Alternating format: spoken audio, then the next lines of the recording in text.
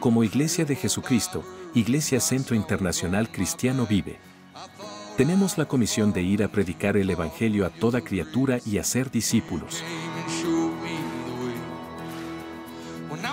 En Hechos 13:47 dice: Pues el Señor nos dio este mandato cuando dijo: Yo te he hecho luz para los gentiles, a fin de llevar salvación a los rincones más lejanos de la tierra.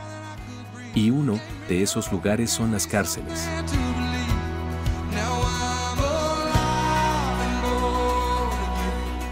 En Hebreos 13:3 parte A, dice: Acuérdense de aquellos que están en prisión, como si ustedes mismos estuvieran allí. En Hebreos 10:34 parte A, dice: Porque de los presos también os compadecisteis.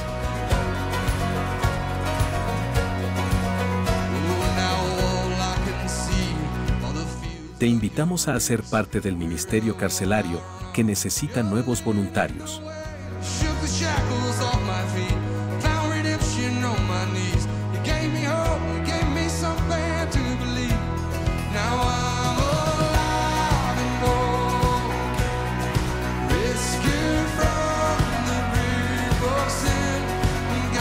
Inscríbete en Conecta con Aljeiro Acevedo.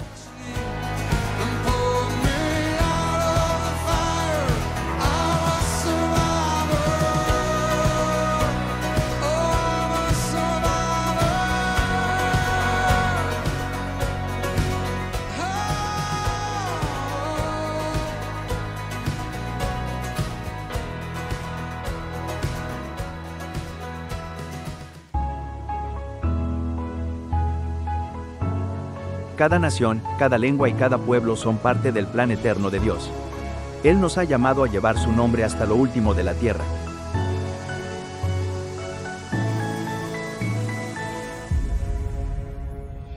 Por eso, no te pierdas el cuarto Congreso Misionero, el Dios Misionero.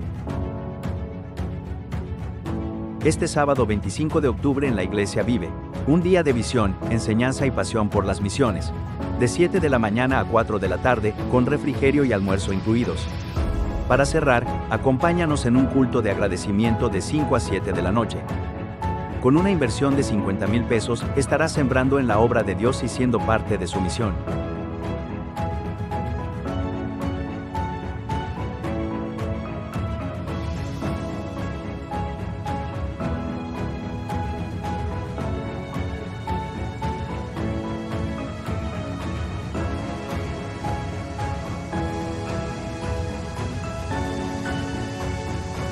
Bienvenidos, hermanos. En la primera carta del apóstol Pablo a Timoteo, después de un título que vimos: Hombre de Dios, huye de estas cosas y sigue la fe, la justicia y otras.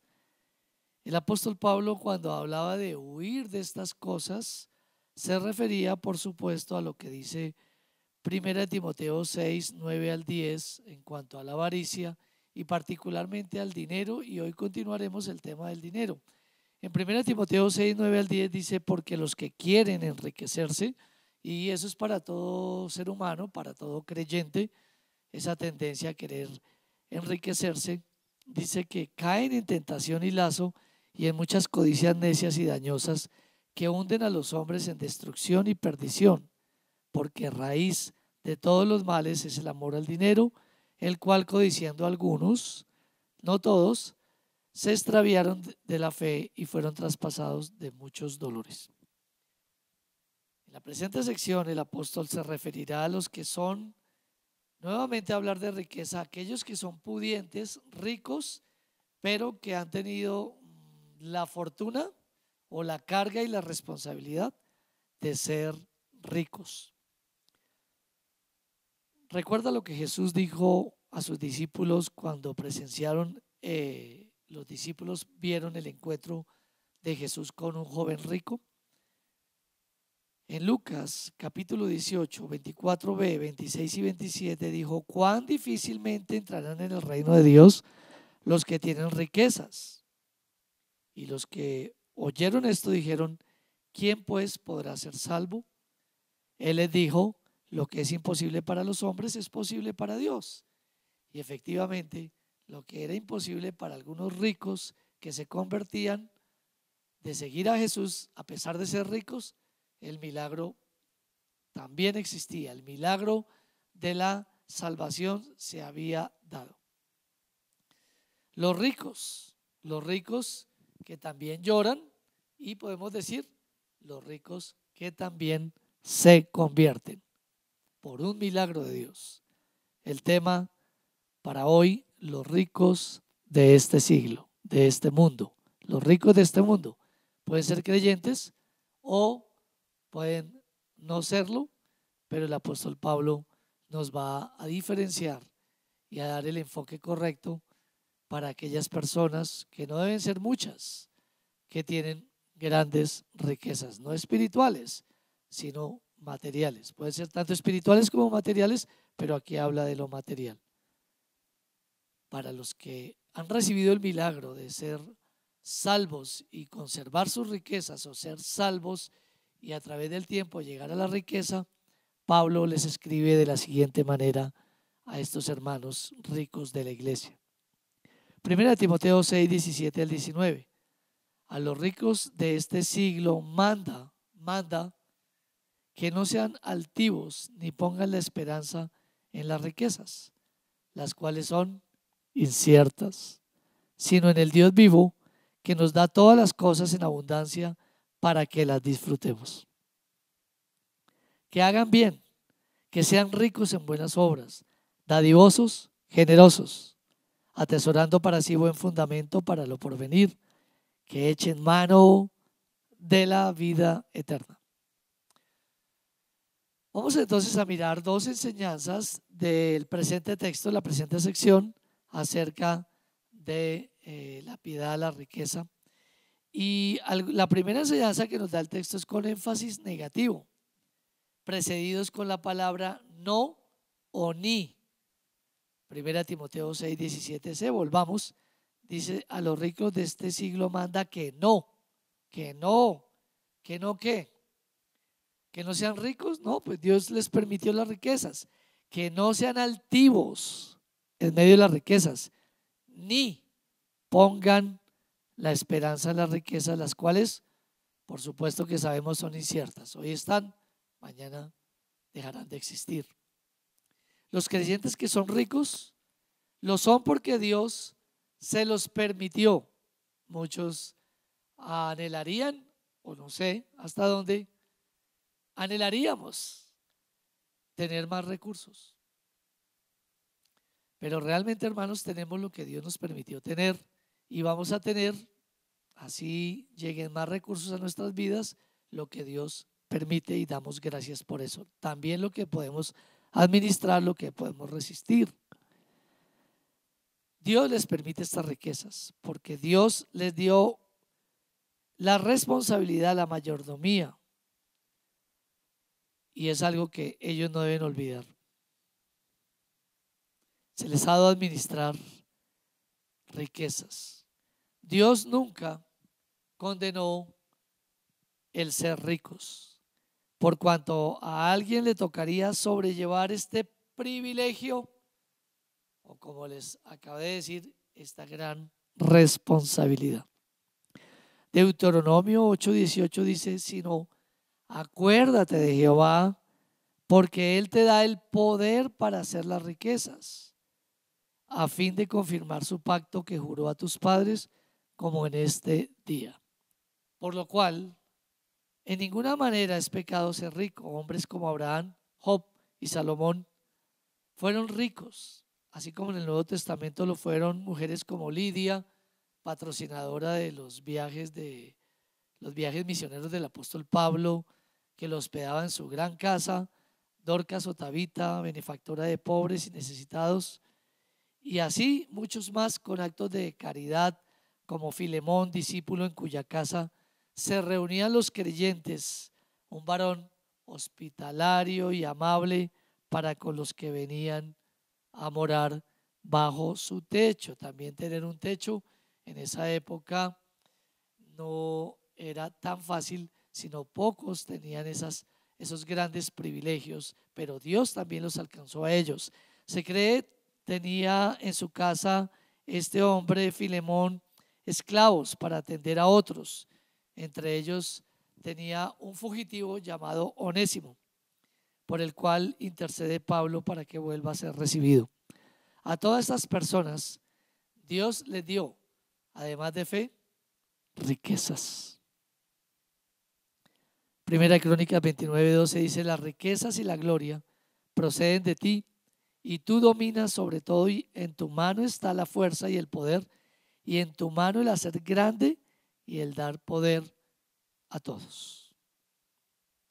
Entonces, en el reino de Dios van a haber ricos creyentes, y por supuesto, al margen del reino de Dios, el reino general que también Él gobierna, pues van a haber impíos ricos, como los que se describe en el Salmo 73, salmo que deja ver cómo David siente en un momento dado mucho desánimo por la envidia que ha provocado las riquezas y la prosperidad de los que no temen a Dios.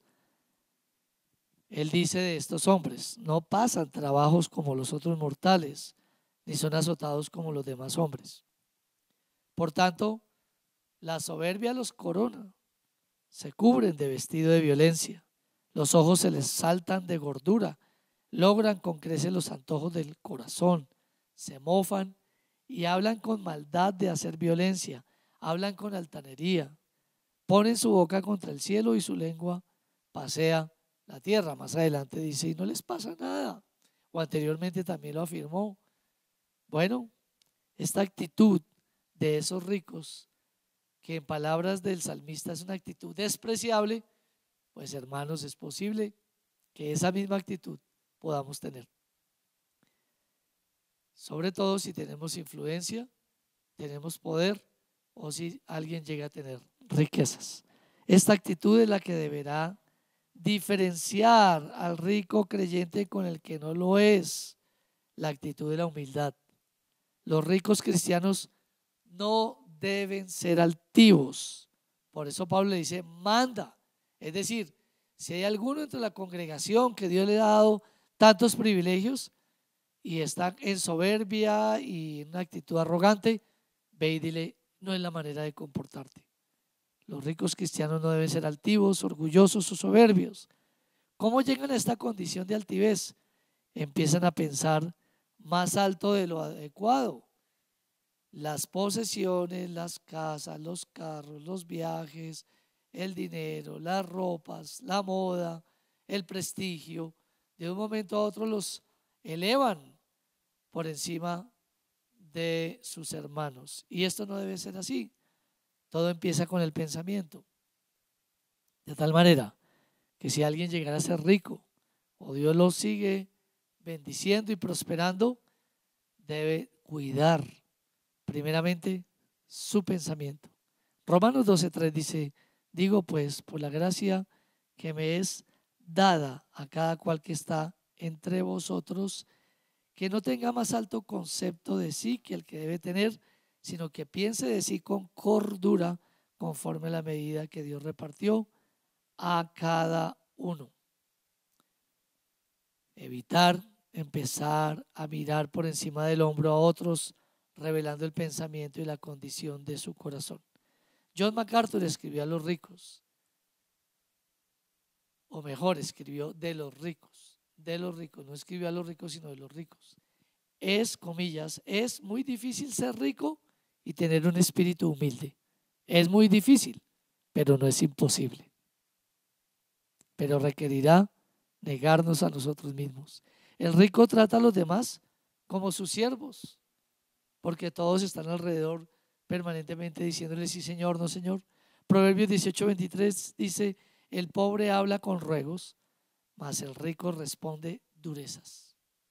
¿Qué problema con la actitud? El paso que sigue es poner esperanzas en las riquezas en lugar del Dios que no las confía o que las confía. Primero el pensamiento y luego la esperanza en las riquezas. Proverbios 11:28a, 23:4-5. El que confía en sus riquezas caerá, será inevitable. El número 4 dice, no te afanes por hacerte rico. Sé prudente y desiste. ¿Has de poner tus ojos en las riquezas siendo ningunas? Porque se harán alas como alas de águila y volarán al cielo. Entonces, para los ricos cristianos que se volvían ricos o se volvían cristianos siendo ricos, o luego de ser creyentes se volvían ricos, hay dos enseñanzas. Primero, con énfasis negativo: no sean altivos ni menos pongan su esperanza en las riquezas. Con énfasis positivo, número 2, la segunda enseñanza, 1 Timoteo 6:17 sino en lugar de poner la esperanza en las riquezas, póngala en el Dios vivo, que nos da todas las cosas en abundancia para que las disfrutemos. Pongan la mira en Dios. Qué difícil, ¿verdad? Pero es la única forma de salvarnos, no hablando de eternidad, sino de salvarnos de ser eliminados, de ser quemados, de ser sacados del plan de Dios, de vivir una vida lejos del Señor y todo lo que hagamos haciéndolo sin fruto alguno. La única manera, hermanos, es poner los ojos en Dios.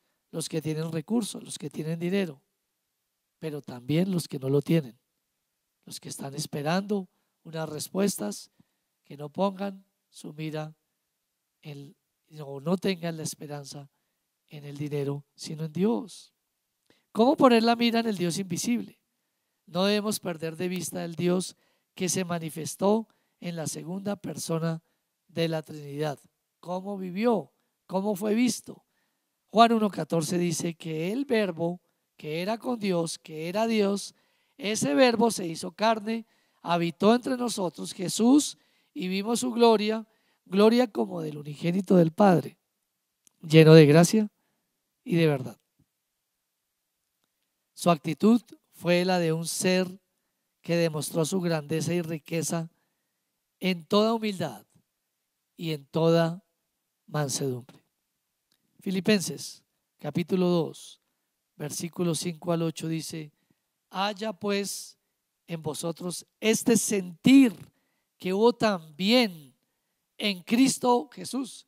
Y si Cristo está en nuestra vida, ese sentir lo podemos tener, el cual, siendo en forma de Dios, no estimó el ser igual a Dios como cosa que aferrarse. En cuanto a nosotros, no hablando de Dios, sino en tener una gran posición, no aferrarnos a esa posición.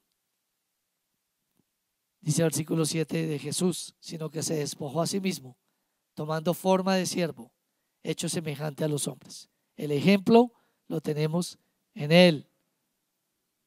Recordar que somos hijos de Dios, siervos de Él y siervos de las personas. Y estando en la condición de hombre, se humilló a sí mismo, haciéndose obediente hasta la muerte y muerte de cruz. El camino del creyente, sea rico o no, es de negación. Entendemos lo que el autor de Hebreos nos exhortó a hacer en Hebreos 12:1 hasta el 2, la primera parte. Por tanto, nosotros también, teniendo en derredor nuestro tan grande nube de testigos, despojémonos de todo peso y del pecado que nos asedia y corramos con paciencia la carrera que tenemos por delante, puesto los ojos en Jesús, el autor y consumador de la fe. Lo más grande que podemos tener, hermanos, es nuestra fe. Nuestra fe, que es con la que vencemos el mundo. Por lo cual, ponemos los ojos en Dios, en la persona de Cristo, y aprendemos a ser humildes como lo fue Él y no altivos. Qué feo y qué paradójico puede ser un creyente arrogante, pero hermanos, quizás alguna vez lo hayamos sido por orgullo de riqueza intelectual, orgullo de riqueza material, orgullo de aparente riqueza espiritual. Asimismo, ponemos la vista en el Dios de la abundancia que nos permite disfrutar lo material sin perder de vista lo espiritual y lo eterno. Claro, hermanos, la vida es difícil y la vida cristiana es más difícil. Algunos dirán, no es más difícil. Es menos difícil porque estamos con Dios en ese sentido. Pues hermanos, sí, claro, con Dios todo lo podemos vencer y no somos vencidos por nada. Pero es más difícil en el sentido que tenemos que negarnos a nosotros mismos, morir a nuestra carne, morir a nuestras pasiones, hermanos, día a día. Como dijo el apóstol, cada día muero. Hermano, qué difícil cada día morir.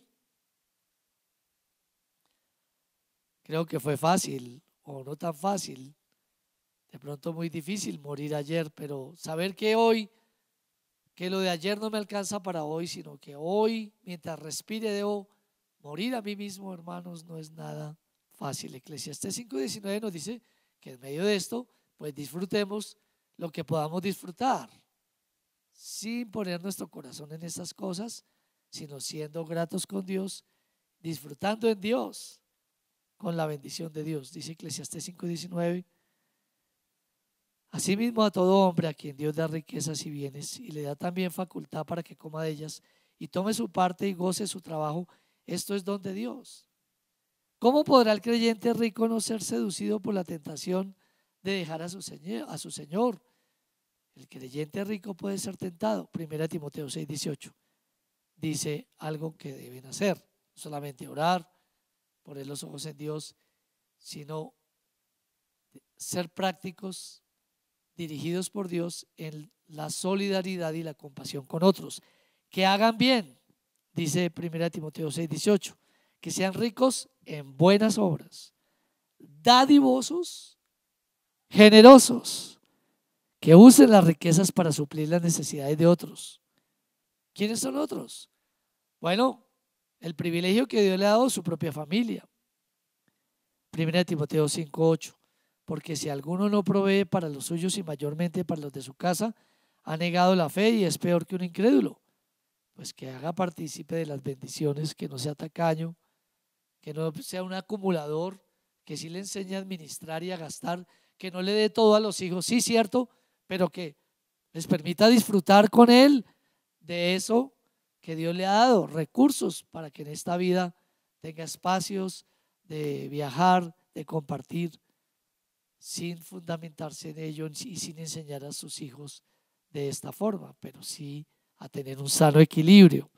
Compartir también con la iglesia y con su liderazgo.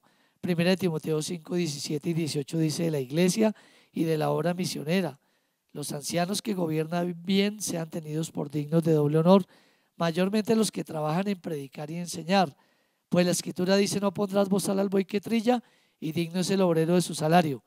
Que en su iglesia no falte nada para los empleados de la planta, los que están en planta, que no falte nada para los que envían, para los que apoyan, que no falte nada, ningún recurso le haga falta a la iglesia, ningún buen bien en el área, si es posible, en el área del sonido, en el área, después de ocuparnos de las personas, los misioneros, los servidores, también pues de las cosas que podamos tener y que no haga falta nada, hermano, y que con el recurso del creyente pudiente y rico y el recurso del creyente que no lo es tanto o que tiene no tantas entradas económicas, la iglesia se bendiga por el gesto de obediencia de unos y otros.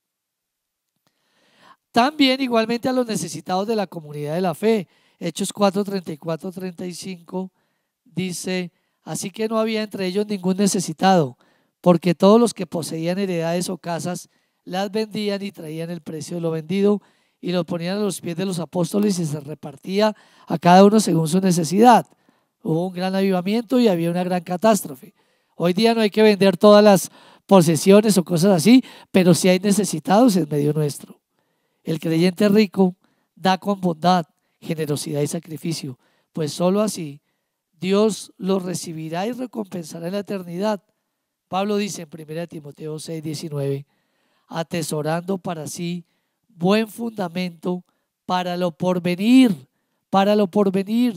todo lo temporal que disfrutamos un fin de semana, en un tiempo de vacaciones, de tiempo con los hijos, de viajes, de comida, todo que va atrás, todo pasa, hermanos. Pero estamos sembrando para lo porvenir, y así lo enseñamos también a los que nos rodean, especialmente a nuestros hijos, que echen mano de la vida eterna. Un discípulo así priorizará. Jesús dijo, y con este último texto termino, Mateo 6, 19 y 20, no os hagáis tesoros en la tierra, donde la polilla y el orín corrompen y donde ladrones minan y hurtan, sino haceos tesoros en el cielo, donde ni la polilla ni el orín corrompen y donde ladrones no minan ni hurtan. No se trata que no compremos una casa, no se trata que no dejemos una herencia, no se trata que podamos administrar otros bienes, otros recursos para nuestros hijos y los hijos de nuestros hijos. Se trata que ese no sea nuestro fin, hermanos, sino una consecuencia de estar permanentemente echando mano de la vida eterna. No quiero decir que al pensar en la vida eterna vayamos a tener muchas heredades, no. Tendremos la vida eterna, cosas muy básicas y fundamentales, y si Dios quiere, una que otra responsabilidad de más para ser bien administrada y distribuida al servicio de Dios, de su iglesia, de la comunidad, de los que no tienen. Los ricos se pueden convertir a Cristo. Los ricos pueden permanecer unidos a Cristo. Puede haber el milagro de que un rico se convierta al Señor, pero también puede haber el milagro que uno que no es rico se convierta al Señor y se vuelva rico. Pero para todos y para unos y otros, hermanos, debemos tener cuidado. Los ricos pueden convertirse, los ricos pueden permanecer unidos a Cristo, de acuerdo a esas anteriores recomendaciones que dimos. Ellos, hermanos, son a los que se dirige el apóstol Pablo en tema general, los ricos de este mundo, particularmente que viven en el mundo, pero que son luz en medio de ellos, los creyentes. Bendiciones.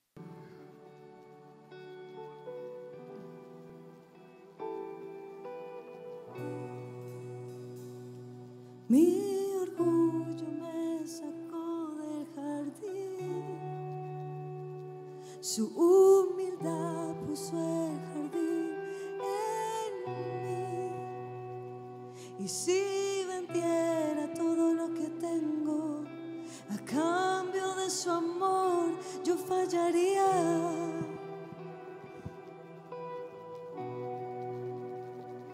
Porque su amor no se compra ni se merece.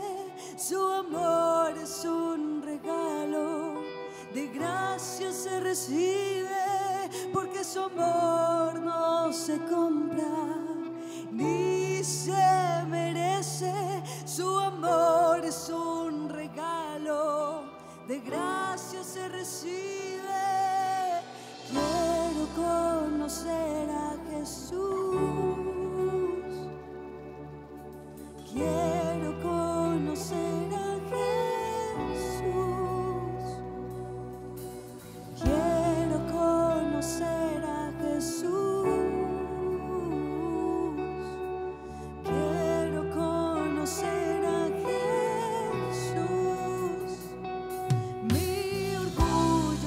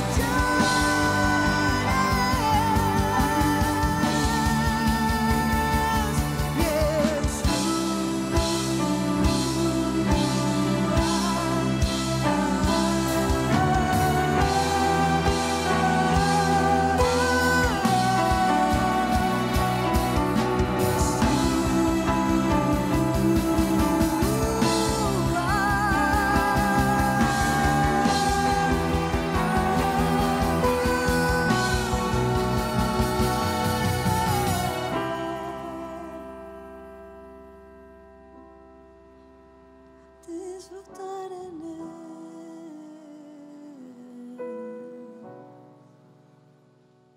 disfrutar de tu belleza, de tu ternura, de tu inmenso amor.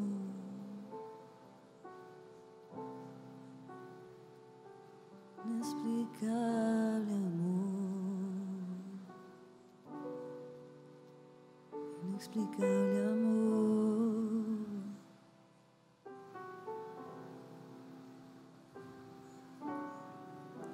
Y a una sola voz digamos por última vez: mi amado, mi amado es el más bello entre millares